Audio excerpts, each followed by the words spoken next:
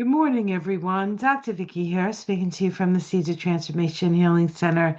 Today is Thursday, the 27th of November, November 27. And we're going to look at the astrology of the day. The moon is in Aquarius. Nice moon for Thanksgiving. It's a very friendly moon. It does move into Pisces. I think 2 something here on the east coast of the US, 2:20 something in the afternoon. And so many of us will have maybe Thanksgiving dinner when the moon is in Pisces. Of course, everybody knows who knows me knows it's my favorite moon. Um, and so you do have to be careful though with the Pisces moon not to over imbibe um, alcohol or sort of mind altering things, especially if you're going to be driving and all that stuff. So just be aware that when the moon's in Pisces, we're a little bit spacier than when the moon's not in Pisces. All right, I'm going to bring up the chart for you guys. Um, I thought I figured out my phone. I got space. I had a whole 10 minutes to do videos. And then what I do is I erase the video because the video's been done. I don't need the video. And then I figure there'll still be 10 minutes because I erased, the last video and then there's no space. So I don't know how that works. So we will struggle today. Or I will struggle today with the chart. But I think it's important to look at the chart. Like you're going to get really used to what the chart looks like as we look at it every day, right? So we still have the grand trine. We can see that there's almost like a double grand trine here. Um, but it all sort of is one. We do still have the Mars squaring the nodes, although the pressure on that is starting to ease a bit. And today we also have another T square between Uranus, Black Moon Lilith, Venus, and the Moon right now, which is actually very close to the Sibley Moon in the United States chart. And so Uranus and Black Moon Lilith are squaring the Sibley Moon in the United States chart.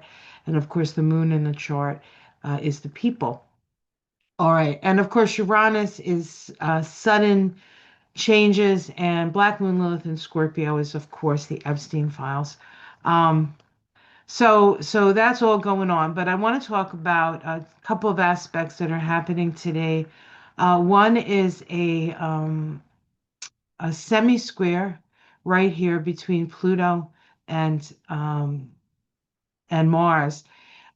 You can see that Mars is moving towards Pluto. This is the last sort of the relationship between two planets can be broken down into 8 stages.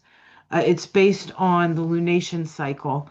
For those of you who are wondering where we get those 8 stages. So every 45 degrees, the relationship between two planets shifts. And when we're dealing with Pluto, we're dealing with our evolutionary journey. And when we're dealing with Mars, we're dealing with the outer expression of that evolutionary journey. And Mars and Pluto, now 45 degrees away from each other, is in the last part of that cycle. Now, that cycle began back in 2020. Let me see, I have it here. Um, I'm not going to share it with you, but I can look at it for me here. That particular conjunction began February 14th of 2024. So, and we had a conjunction at that time between Mars and Pluto at the first degree of Aquarius. The first degree of Aquarius is an Adobe mission.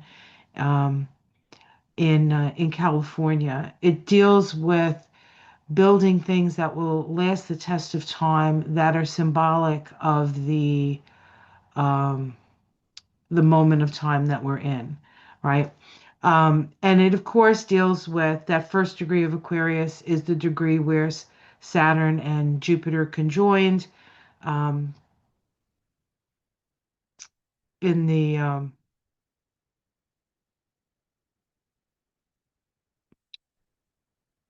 uh, in the first degree of Aquarius back at the end of 2020. It started that 20-year synodic cycle between Saturn and Jupiter, the two planets that deal with how society is structured and the limitations and also the expansion that we have available to us within society. Now those two planets are um, 45 degrees away from each other, and they're going to end that cycle. The next cycle begins January 26th of 2026, 12626, as a matter of fact, when those two planets, Pluto and Mars, conjoin at 4 degrees uh, 4 degrees of Aquarius.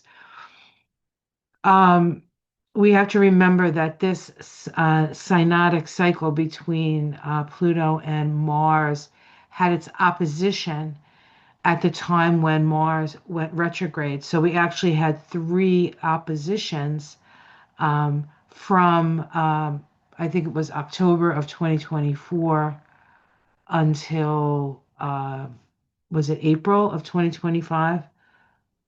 I can't remember. I think it was April when we had the last opposition of Saturn and I'm sorry, of Mars and Pluto. So it's been very fraught. Of course, that opposition happened right at the time of the election, and now we're sort of coming to the end of that cycle, and um, we can see like the changes and the challenges that have happened. So it is an evolutionary cycle.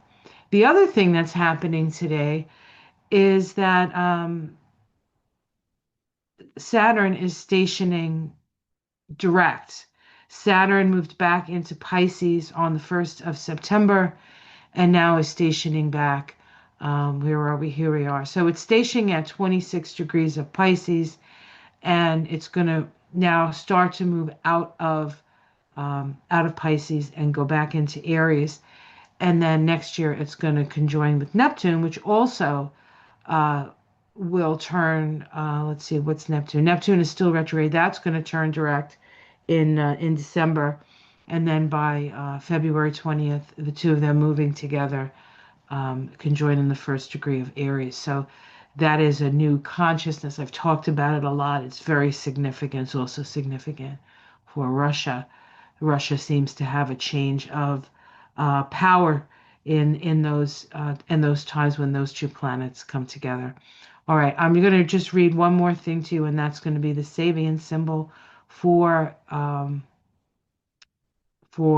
Saturn turning direct. So let me pull that up for myself, and I will read it to you. Okay, here we go.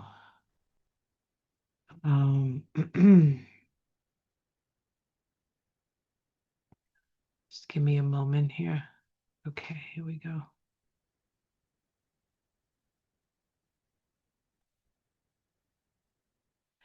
A new moon that divides its influence.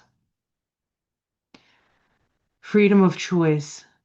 Civilization demands conformity, but the soul requires freedom to choose what comes next, exercising your free will.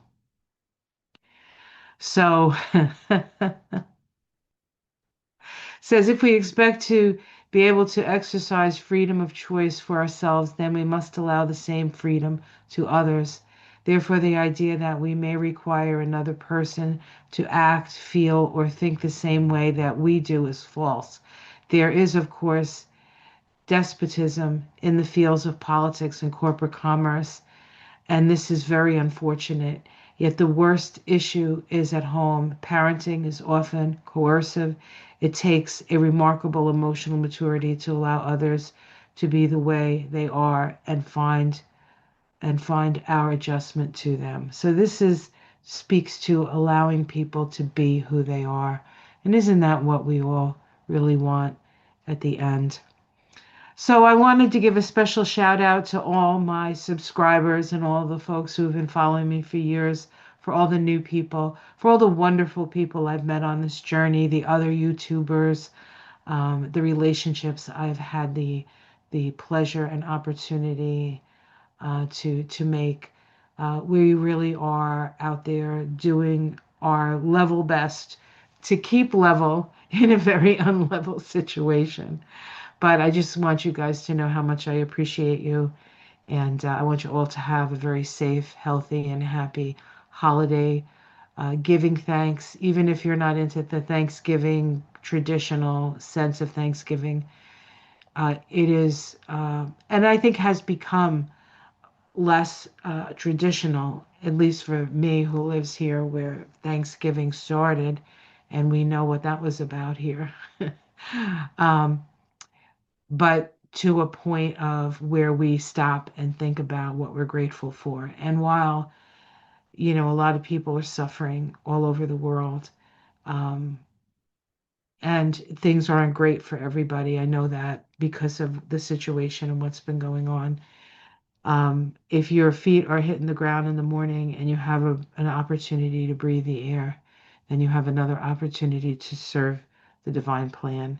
And we're all part of that divine plan. So let's be loving, let's be grateful, let's be thankful, and let's take care of each other because we are truly our brothers and sisters keepers.